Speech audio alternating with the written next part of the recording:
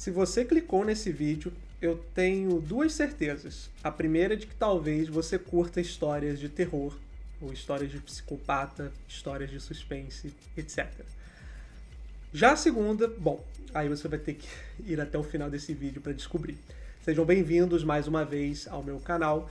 E no vídeo de hoje eu resolvi falar sobre um tópico um tanto quanto interessante. Algum tempo atrás, algum tempinho mesmo, eu falei um pouco sobre como a psicopatia era retratada muitas das vezes de maneira um pouco equivocada na literatura, certo? É claro que existem diversos autores na cultura pop que conseguem trazer esse tema de modo mais realista.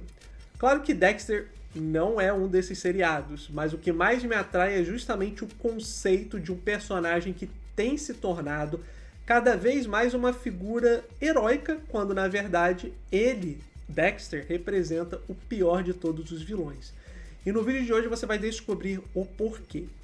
Vale ressaltar que eu vou falar sobre spoilers aqui, eles fazem parte essencial do meu argumento, mas se você não assistiu, não tem problema nenhum, eu não vou retratá-los de modo muito, como eu posso dizer, escrachados. Mas vale salientar que se você não assistiu, eu recomendo e depois que você volte aqui para continuar o vídeo, certo? Então vamos lá. Dexter começa e eu acho que nenhum outro seriado, até mesmo Breaking Bad, se eu pensar assim que é o meu seriado favorito da vida, começa de uma maneira tão intrigante, né? Porque a primeira frase é: Tonight's the night. And it's going to happen again and again. It is the night, and it's gonna happen again and again. Ou seja, hoje é a noite. Ou seja, hoje à noite é a noite e vai acontecer de novo e de novo. Ou seja, a frase já dá uma intenção ritualística para a abertura da série, junto com a trilha sonora e a atuação dos atores, né, do elenco sensacional. Dexter deixa claro de cara que a gente vai ver aqui um personagem cinzento, não é à toa que a gente chama ele, né? Inclusive o próprio personagem chama ele de O Passageiro Sombrio, The Dark Passenger, e a primeira cena é justamente ele num banco de carona de um outro assassino em série. O que é mais interessante aqui é que Dexter vai atuar dos dois lados da moeda, porque ele faz parte de uma organização de lei, né? Um departamento de Miami de investigação de homicídios, e ele estuda basicamente spatters, que a gente chama, que é os espirros de sangue ao longo de uma cena de crime.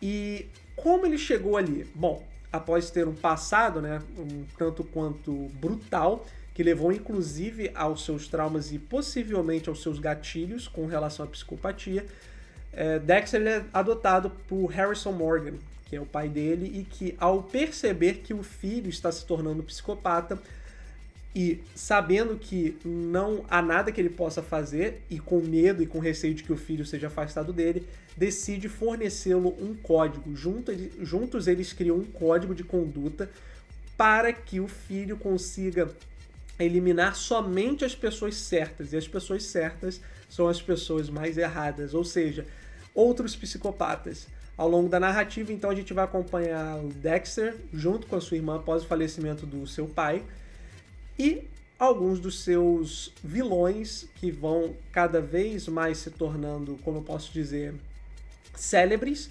Todos atores, né? Todos os atores que são os vilões das temporadas, eles também são muito carismáticos.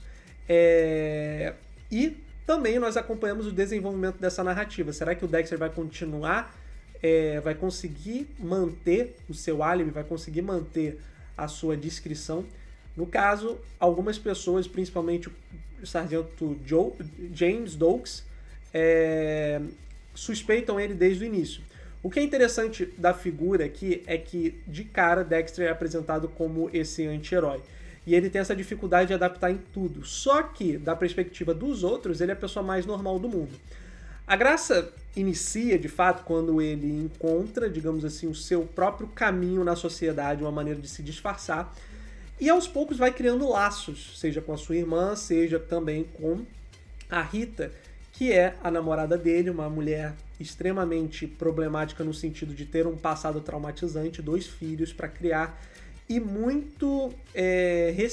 muito receio de se relacionar, de ter relacionamentos íntimos por ter participado de um relacionamento tóxico no passado. Então o Dexter vê nisso uma oportunidade perfeita, mas ele vai criando laços com essas pessoas e essas pessoas vão evoluindo ao seu redor. É claro que à medida que os vilões aparecem, inclusive alguns bem próximos dele, ele tem que cortar, digamos assim, laços e fazer rupturas para identificar o que ele representa para si mesmo, o que ele é de fato, o que é o Dexter Morgan e como nós enxergamos ele ao longo da série. Então a primeira grande figura é o próprio irmão, o irmão que foi separado dele na infância e vem para atormentar ele de novo. Só que, apesar de se amarem muito, a metodologia dele, já que o irmão dele também é um psicopata, um assassino em série, é muito diferente. Onde Dexter segue uma conduta específica, feita pelo Morgan, Harrison Morgan, seu pai. O outro irmão dele não segue nada.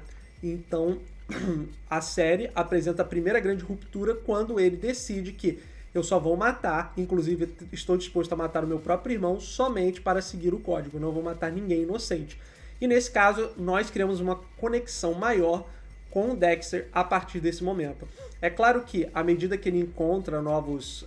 no caso, ele encontra uma amante e também um admirador que tentam segui-lo, seguir os seus passos, a gente descobre, né, que o Doakes, ele chega cada vez mais próximo, a gente acha que o Dexter vai ser perseguido ao ponto de ser descoberto, e a dinâmica da série passa a ser: não posso ser descoberto fazendo o que eu faço. Só que Dexter é uma figura maléfica, apesar de ser muito bem disfarçado. E o que acontece? Os diretores, de maneira muito inteligente, brincam com isso para estender a série. Ou seja, quando o Doakes, que é o personagem que mais chega próximo de encontrar o verdadeiro Dexter, acaba falecendo, nós começamos a ficar com uma pulga atrás da orelha. Tipo, nossa, beleza, tá, foi um inocente, uma pessoa inocente foi pro barranco. Mesmo que não tenha sido diretamente causado pelo Dexter, a culpa ainda foi dele. Depois, à medida que a narrativa avança, nós percebemos que os outros vilões colocam em risco a vida dos familiares. Na primeira temporada, o grande vilão era o próprio irmão do Dexter.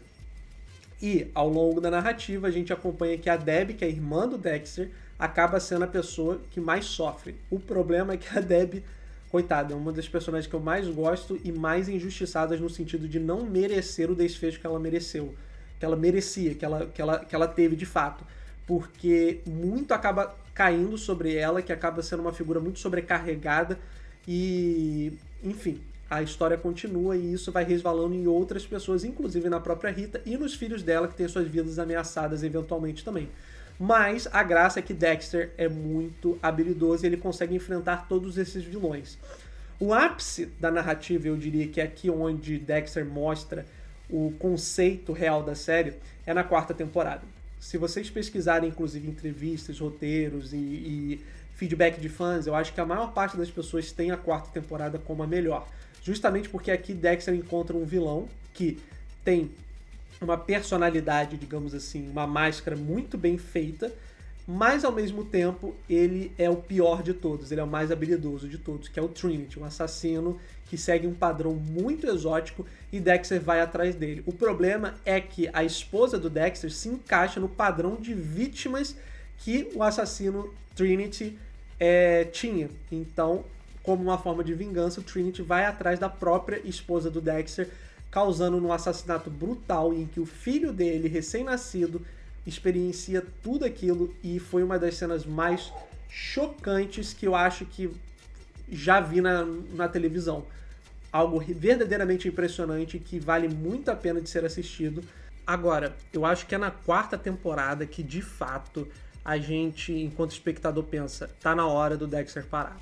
Quando a esposa dele é uma pessoa inocente e extremamente amável, acho que é difícil a gente não sentir empatia pela Rita e o que ela representa, tanto na figura que pode ser a redenção do Dexter, quanto até mesmo na figura que ela representa por si mesma, uma personagem corajosa, que é brutalmente morta, né, assassinada por conta disso tudo, a gente entende, tá na hora do Dexter parar, por bem ou por mal.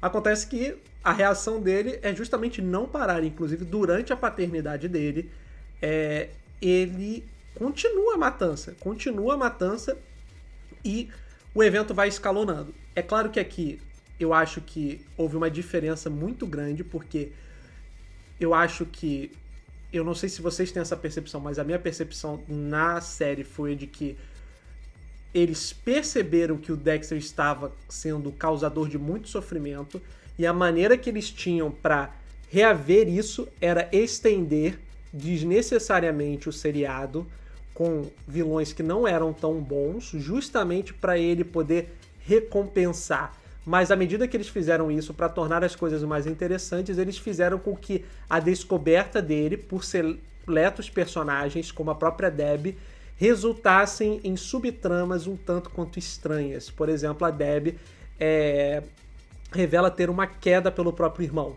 Eu acho que a maior parte das vezes, apesar disso fazer sentido para a personagem que a Deb representa, ainda assim foi desrespeitoso com uma narrativa muito poderosa e também foi um pouco anticlimático, sabe? Além disso, quando o Dexter revela o poder de persuasão dele, quando a gente tem outros personagens que têm as suas vidas postas em risco, por exemplo, a grande personagem, né, uma personagem que, de novo, a gente começa meio que não gostando dela, depois a gente gosta, depois a gente desgosta, mas ela tem carisma, ela tem personalidade, que é a Maria Laguerta. Quando ela é brutalmente morta, também assassinada, a mando do Dexter, né? A mando do Dexter, no sentido... Claro que não foi algo direto, mas, de novo, foi um crime passional feito a muito sangue frio, pelo menos por parte do Dexter. E, com relação à irmã dele, o peso, a culpa que ela carregou, eu acho que ali era o momento de novo, tá na hora dele parar. E eles não fizeram isso, seja para estender artificialmente a série em temporadas, né? Se eu não me engano, eu acho que foi a última temporada, inclusive, uma temporada patética, em que resulta na própria morte da Deb. Então eu acho que ali foi o ponto de partida, por assim dizer, pro Dexter poder sumir. Então é isso que ele faz, a solução dele, ao invés de ser pego, ele simplesmente pega o corpo da Deb, né, vela no próprio mar, né, joga no mar, e depois simula um acidente e vai pro interior dos Estados Unidos. Então aqui a gente vê que a solução que o próprio Dexter teve, né, para a solução do personagem, mas não uma solução boa do ponto de vista de roteiro, foi simplesmente sumir. E aí a série ficou no hiato por um tempo até surgir o spin-off Dexter New Blood, em que o filho do Dexter, o Harrison, retorna da Argentina e cria essa conexão com o pai dele, revelando que ele também tem essas urgências, essas vontades dentro de si. Qual que é o outro problema? É que aqui, uma série, né, um spin-off que começa muito bem, por quê? Porque o spin-off ele revela o Dexter é uma figura que não vai mudar. Ou seja, não interessa quanto tempo ele ficar sem matar, não interessa qual é a condição ao redor dele. Quando surgir uma oportunidade, ele vai fazer o que ele tem que fazer. E isso foi excelente. Para início de temporada eu adorei também os novos atores, principalmente o ator que interpreta o filho dele, o Harrison. Só que qual que foi o problema? De novo, criou-se essa tentativa de pegar o arquétipo de pai e filho, mestre e aprendiz e colocar no personagem que simplesmente não faz sentido, sabe? Não faz sentido por quê? Porque o Dexter, ele é, acima de tudo, ele tem que se comportar como o personagem que é um verdadeiro vilão. E no seriado, pelo menos nesse spin-off, o desfecho foi justamente ele tentando buscar uma espécie de redenção. O que não soou bom. Por quê? Porque, primeiro, ele é quase como que morto pelas mãos do próprio filho, depois de ser descoberto e preso, e matar uma pessoa verdadeiramente inocente. Ou seja, não só partimos do ponto em que nós sabemos que o Dexter tem que acabar, tem que parar com o que ele tem que fazer, mas também é a primeira vez na série, eu acho que das poucas vezes, talvez seja um pouco a mais inclusive do que foi com a Laguerta, que a gente pensa assim, nossa, eu quero que ele seja preso, entende? Eu preciso. E eu acho que dá pra fazer isso de uma maneira mais cinzenta, uma maneira mais sutil, uma maneira mais elaborada. Então a série ela termina com ele supostamente morto, e no Original Sin, que foi o spin-off que conta justamente o que aconteceu antes da primeira temporada de Dexter, ou seja, a adolescência de Dexter, justamente a gente vê como se fosse um teaser que ele não está morto. Então, o que a gente vê depois? Quando começa Dexter Resurrection, que é o que eu estou assistindo, volta com tudo. Primeiro, com relação à direção, eu acho que os diretores entenderam muito bem qual é a dinâmica de Dexter, o que a gente está ali para ver. E segundo, entender o personagem. Sabemos que o Dexter é o verdadeiro vilão da história e tratamos isso desde o início, mas isso não impede dele ser uma figura paterna, ainda que deturpada. Só que a diferença na temporada anterior do spin-off New Blood é que aqui o Dexter já tem ciência de que não tem como transformar o filho dele na figura que ele quer que ele seja. Inclusive o Harrison, que é a figura paterna que no caso representa a consciência, né, dele, o ator ele está ali realmente, mas do ponto de vista narrativo é como se fosse a consciência dele falando com ele, a consciência do pai falando com ele. É muito interessante ver a evolução do personagem, a evolução dos outros personagens à medida que ele vai para um outro local para tentar ajudar o filho dele com seus traumas.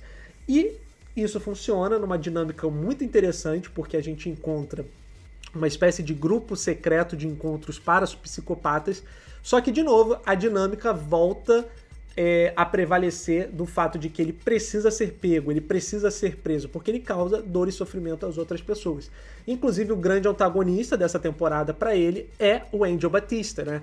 O viúvo da Maria Lagueta, que foi casado com ela por pouco tempo, e também amigo do Douglas e da própria Debbie, também um dos melhores amigos da Debbie. Então, assim, várias e várias fatalidades são causadas por ele, e se vocês assistiram pelo menos até o 9º episódio da última temporada, e aqui vai spoilers, tá? Pra essa temporada que, aliás, eu acho que está pau a pau com a 4ª temporada, tem tudo pra superá-la, inclusive dependendo do desfecho, e dar um bom desfecho pro personagem, mas isso eu já vou comentar. Mas nessa temporada ele assume o papel de antagonista para tentar investigar realmente o que aconteceu e que talvez sim o querido amigo dele seja o verdadeiro assassino esse tempo todo. E o que acontece? No seriado, ele acaba de fato descobrindo que o Dexter provavelmente é o açougueiro de Bay Harbor, o Bay Harbor Butcher, e pior do que isso, ele acaba sendo pego nessas artimanhas de tentar revelar justamente para outros inimigos, para outros vilões, a verdadeira identidade do Dexter. E acaba falecendo de uma maneira um tanto quanto trágica, que eu acho que assim me magoou bastante, apesar de fazer sentido. E o Angel Batista, para mim, foi, digamos assim, a prova de que o Dexter, ele, de fato, tem que ir pra vala, sabe? De um jeito ou de outro. E por que eu acho isso, né?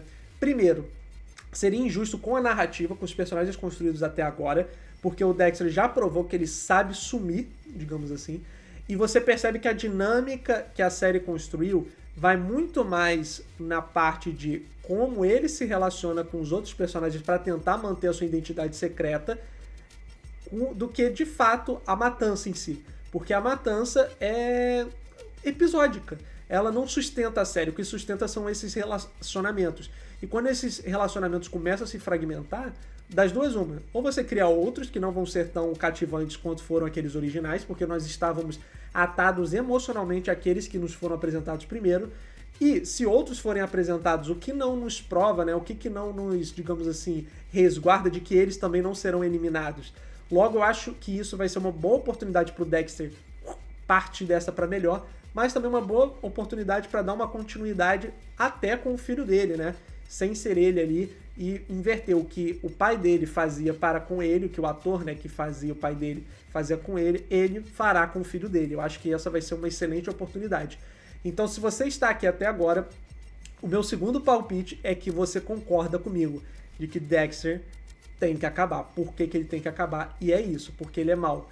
Justamente, de novo, todos são maus de um modo ou de outro, mas a maldade dele é deturpada porque ela vem num falso senso de justiça, que, sim, salva muitas vidas, mas também causa outras vidas, fatalidades, né, para com outras pessoas muito importantes e muito mais importantes para nós, porque, de novo, quando as pessoas, os personagens secundários que nos são apresentados se tornam vítimas, eles também, nós ficamos mais engajados com os personagens do que com o próprio Dexter, entende? Então ele cada vez mais assume o papel de vilão, que é natural, faz sentido para o personagem. Eu só não gosto, né, não gostei da maneira como, tanto na série original quanto no outro spin-off, eles quiseram deturpar isso, torná-lo uma coisa que ele não era.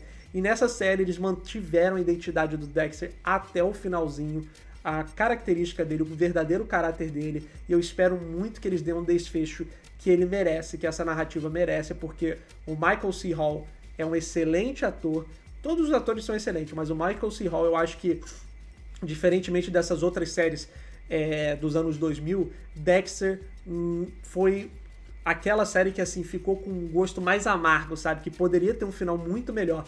E essa nova série tem tudo pra trazer isso de volta. Mas e aí? E vocês? O que vocês acham? Bom, deixa aí no campo dos comentários, se inscreva no canal, no meu canal e também no canal do Universo Antares. Esse vídeo provavelmente deve estar passando lá. Temos diversos outros conteúdos que são apresentados aqui recorrentemente e é isso.